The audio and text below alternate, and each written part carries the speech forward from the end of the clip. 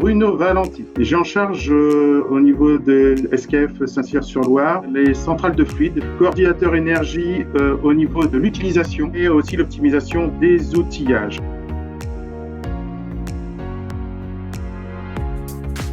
On a une croissance durable possible. Nos résultats sur 2019, moins 36%, même si la production a augmenté de 13%.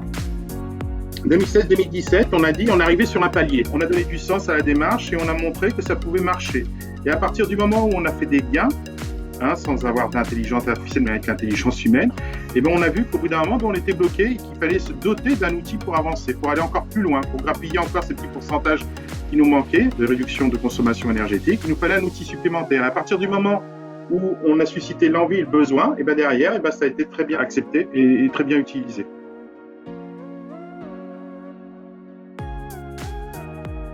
La première étape, ça a été de bâtir un modèle sur un secteur qui produisait à peu près 10 500 000 roulements, un bâtiment, de travailler sur l'électricité et l'air comprimé. C'était un modèle qui était basé sur des données historiques d'issue de la production. On avait 18 mois d'historique pour différentes lignes de production pour ce bâtiment-là. Energeancy a travaillé sur un potentiel de gain. La deuxième étape, ça a été donc de déployer l'application, le suivi. On a permis d'avoir des visualisations sur un rapport hebdo, d'avoir un monitoring à la maille de 10 minutes. On pouvait choisir la maille qu'on voulait sur différents flux qu'on avait déterminés, qui nous permettaient d'avoir des alertes de surconso en temps réel et surtout d'avoir des informations par rapport au calcul du modèle. Une fois qu'on avait le modèle, on pouvait voir nos dérives avec un pilotage visuel, un management visuel, où tout simplement, vert, on était dans les clous, orange, on était à 10% supérieur au modèle, et rouge, on était en dehors de 10%. Et il y a l'intelligence artificielle, il y a l'intelligence humaine, et l'ensemble, la complémentarité des deux font qu'au bout du compte, vous avez les résultats.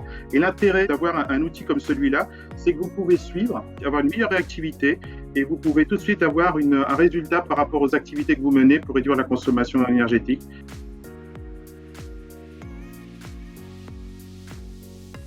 Vous avez le logiciel Energeancy pour voir l'efficacité, le coefficient de performance qu'on a dans nos installations. Et vous avez ça dans chaque secteur en fonction des installations. Ça va nous permettre de gagner encore ces petits pourcentages pour réduire notre consommation énergétique parce que là, on ne fera pas des bons de 15, 20%, 30% comme on peut le faire au début. On va faire des bons de 2, 3% et on va continuer à aller chercher ces gains-là.